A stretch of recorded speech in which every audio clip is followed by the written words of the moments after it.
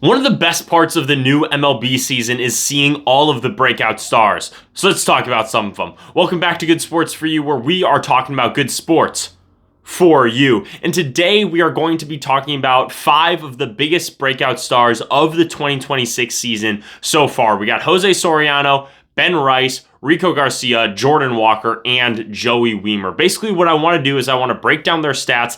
I want to look at their baseball savant, and I want to kind of think about how they will do for the rest of the season. Will they be able to have continued success? Will they drop off? And all the things like that. So let's hop right into it. But before we do, I want to remind you to like, comment, and subscribe. I've seen a ton of growth on the channel and also on my Instagram. If you're not following that, make sure to follow that. But I appreciate everyone who's liked, followed, commented, whatever it may be. I appreciate everyone so much. So let's hop right into it. First of all, with Jose Soriano. So we got his baseball reference up right now, and when you're looking at the stats, they are like gaudy numbers, right? He's got a 0.28 ERA. He has a whip well below 1. This is without a doubt the best season of his career. Like, it isn't even close. His whip is basically halved. His ERA is just simply phenomenal, to say the least. So the question lies then in what is causing him to be so good right now at this moment. Because he's been a pitcher in the league for a while, so one may think that basically, well, people already know what he's going to be like, so that's where we have to go over to Baseball Savant to see what's going on over there, right? So when you're looking at the expected stats, it's really unbelievable. Now, there are a lot of things that suggest some regression, like an expected ERA of 2.72, which is still phenomenal, but obviously it's not as good as you would hope it would be. The things that I want to focus on, though, are going to be the strikeout rate sitting at a 91st percentile and the ground ball rate in the 92nd percentile. Also, keep an eye on that 81st percentile for the hard hit percentage. When you go back to 2025, which he was decent, he had a fantastic ground ball rate and a very, very bad hard hit percentage and a pretty bad strikeout rate. So my thing is, you have one of the best ground ball pitchers in the game already. What happens when he starts striking people out? This is exactly what we see happens. His ground ball percentage is still elite. It's still in the 92nd percentile. He's getting less hard contact in the 81st percentile compared to what it was last season in the 4th percentile. So people are hitting the ball just less hard against him, and he is striking out way more guys. Look at that strikeout percentage. You're looking at 21%. In the 37th percentile compared to this season, it's jumped up to 32.5, right? That is a huge increase of almost 12% and jumping up to the 91st percentile, basically going from bad to elite. So that is what you want to see in a pitcher. You get a guy who gets ground outs, and now he's finally starting to strike guys out too. And I want to look at his pitches specifically, what he's using. You look at his pitch mix right now. You got the sinker, the curve, the four seam, the split finger, and the slider, right? And then you look at what he was pitching in 2025. You see that the four seam he was using way less, only 9% compared to this year where it's jumped up to 24%. You see that the sinker is getting a lot less usage. It's still his most used pitch at 31% compared to last season where it was 49%. So clearly he has changed things up about the way that he is pitching, and it has clearly worked. He has elite fastball velo already, so we can see that it's just getting better. His chase percentage, 81st percentile for chase, 84th percentile for whiff compared to 2025. Huge upgrades on both halves. So basically what I'm saying is, do I expect him to continue to be this good? Obviously not. But first of all, a couple of things. He's already 5 starts into the season. You could realistically estimate that he's going to get like 31. I did the math earlier. He could be a bad starting pitcher for the rest of the season and still have an average season. He could be average for the rest of the season and still have a phenomenal season. But when you look at a guy like this, he's striking out more guys for a guy who already gets ground balls. So the ball's not going up in the air a lot. That's exactly what you want to see to make him a strikeout pitcher. I expect him to continue to be very, very good. Maybe somewhere in the range of like low 3s, high 2s, like potential Cy Young votes in there in the mix. I think he will for sure be an all-star, which is absolutely fantastic to see. Moving on to our next guy, it's going to be Ben Rice, and he has had another incredible start to the season, like numbers that just simply will not keep up, right? I mean, he is on pace for a historical season. I mean, he's leading the entire league in on-base percentage, slugging, OPS, and OPS plus, right? Just like absolutely gaudy numbers. My thing is, he hasn't been playing every single day. Now he has, because obviously people have seen he has to be playing every single day, right? So I wanted to look at the splits because that was going to be my concern, is how good were his splits going to be. In 2025 last season, where he still had a very productive year, you look at his righty-lefty splits, they are not bad at all. Yes, he is worse against left-handed hitters. The batting average drops a lot, but the OPS is still a pretty solid 752. His OPS against righties is obviously going to be better at 860, but that's not like absurd numbers. I mean, you look at it compared to the rest of the league, a 110 OPS plus against lefties, that's nothing to snuff at, right? Like I said, obviously he's going to be better against righties. So let's compare that to 2026, where obviously the numbers are going to be better. But like, let's look at it real quick. Against righties, absolutely absurd. Against lefties, it's actually even better. So the fact that he hasn't even played every single day, especially when he's been up against left-handed pitchers, why not? He already has 3 home runs against lefties.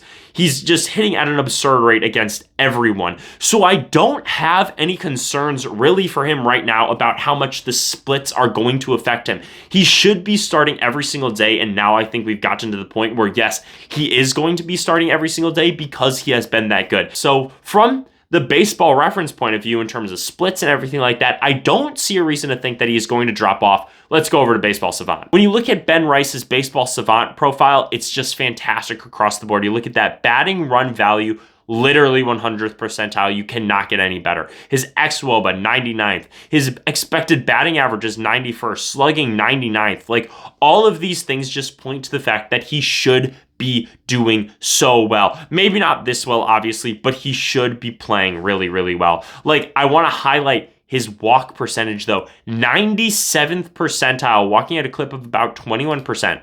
You look at where it was last season, he was walking about 9% of the time in the 63rd percentile. He is striking out a little bit more, but that's fine because of also how hard he is hitting the baseball right now. His hard hit percentage has jumped up to 64.4%, right? Last season, I mean, it's an upgrade. Last season, he was already elite, though. You look at his average exit velocity from last season, it's already in the 95th percentile. You're going to see this season, it's jumped up even more. He's hitting the ball harder than he ever has. He's hitting it in the right spot. His barrel percentage has gone up, right? His hard hit percentage has gone up. His sweet spot has gone up. Like, all of these things are going up to just show how elite of a hitter that he really is. So for Ben Rice, I don't see a reason to think that he's going to have crazy regression.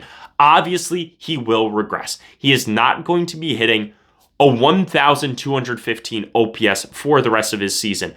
I would expect him to have a phenomenal season, though, maybe somewhere in the 900 ranges or something like that. He is that good of a hitter, and he has just progressed so well. I don't even know how much of the stats. Yeah, it's all blurred out because he's not qualified for a lot of it. But like, you look at his 2024, you can see that there's a lot of blue in like the stuff that he did have, right? He's eliminated that. He's only gotten better. He's a guy that is going to get better as the season goes on, as he continues to just play more. He doesn't have a ton of playing experience. Like, he wasn't a high round draft pick. Used 12th round, right? Like, all of those things do matter, and you can see that it's just paying dividends. And honestly, shout out the Yankees for developing him as a hitter, because I don't feel like they're able to do that a lot. But let's move on to the next player, which is going to be Jordan Walker. Jordan Walker has had the best turnaround of any of the players that I've talked about so far, right? Like, Jose Soriano, yeah, he was an average pitcher to now elite. Ben Rice went from a very good hitter to now the best hitter in the league, right? Now we have Jordan Walker, who went from arguably the worst player in the entire league to arguably the best. He has 1.9 WAR already. That is leading all of position players, and it completely makes up for his negative 1.7 WAR from last season, right? He has an OPS plus of 187, a huge increase from his 67 last season. So what changed for him? I mean, you can notice a couple of things right away when you're looking at his baseball reference. Home runs, he already has 8. He only had 6 last year. He only had 5 the year before that, and he had 16 in his first season. So he's already had more home runs this season in 22 games than he did in 111 games last season. His strikeout numbers are still not great. I mean, 29, you'd like to get that down, obviously. He's walked 9 times. His on-base percentage is way up. Like all of those things matter so much. So my question is going to be similar to Ben Rice. I want to look at the splits. How are the splits looking for this season for Jordan Walker? You look, against right-handed hitters, he's hitting very well. It's a step down from what he's doing against lefties, right? Because he is a right-handed hitter. One thing that I also want to note, he's not even 24 years old. He's turning 24 in about a month. So he still has so much room to grow. And I know that in one of my previous ranking videos, I had him as an F-tier youngest player for their team. He's completely showed out, which I absolutely love, right? But I want to look at his splits for the rest of his career, how he's done against righties and lefties. He's done very good, like in terms of comparable to himself, right? Against righties, against lefties. A 7.03 against righties and a 7.20 against lefties. So I don't have a reason to believe that according to his lefty-righty splits that he's going to drop down so much. It's not like he's completely mashing lefties. I mean, he absolutely is. Compared to how he's doing against righties, he's still playing very well against righties. But let's take a look at his baseball savant. When you're looking at his baseball savant for the season, you see a lot of things that you really like. You see a lot of red on here. He hits the ball so hard. His average exit velocity is phenomenal. His barrel percentage is incredible. Hard hit percentage is incredible. Launch angle, sweet spot, bat speed, all those things are so good. There are some worrying things down here though. Squared up percentage isn't great. Chase percentage is pretty average. Whiff percentage is very high, and strikeout percentage is also very high, and his walks are pretty middle of the pack. Let's compare that to last season, where he was one of the worst hitters in the entire league. All of his expected stats were so bad. And the couple of things that I want you to focus on is going to be the barrel percentage, the sweet spot, and the squared up. You see where that is? 2 percentile, or 2nd percentile, I should say, 5th percentile, and around the 66th percentile. This season, 98th percentile, 96th percentile, and 28th percentile. Obviously, the squared up percentage isn't great, but you look at these other things, that is huge. That means that he is basically hitting the ball where it is supposed to be hit. And if you look at the definitions, the sweet spot, right between 8 and 32 degrees. Barrels is a combination of exit velocity and launch angle. So he wasn't hitting the ball at the optimum launch angle. That was one of his biggest issues compared last season, right? Like I said, 5th percentile for his sweet spot percentage, 2nd percentile for his squared up. He's just hitting the ball better. That is the thing that we really want to see. He's just, like I said, he's barreling the ball up more. Those are the things that are so important when it comes to a hitter. But then the next thing that I want to focus on, look at that fielding run value. It's a 0 right now. Last season, it was a -6. He was a terrible defender. In 2024, 2024 doesn't qualify. 2023, it was even worse. -11 fielding run value. He is basically an average defender now, which is all that he needed. He was so bad at defense in the previous years that it has hurt his value so much. The thing that I can appreciate about defense is it is something that you can work on, and clearly he has worked on it along with the hitting. And like I said, he's still so young. He still has so much room to grow. I don't believe that this is going to be the end product that we get right now. His numbers will be good on the season, I do believe. I think that he could get up to I think he'll end up maybe around 800 and 850 OPS.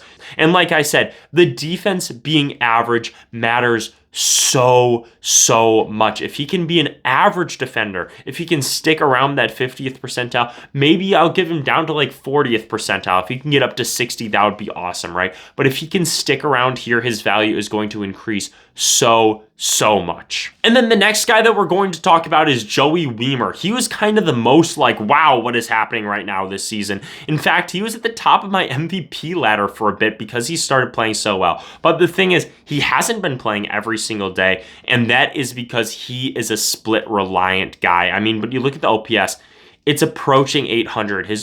It's approaching 200, my apologies. And then his OPS is approaching 1,000. Like, those are simply phenomenal. However, let's take a look at the splits. For this season, his righty-lefty splits against lefties, so good. 1,425 2 home runs, 2 doubles, a triple, all of his extra bases, because you look at what he's done against righties, not a single extra base hit.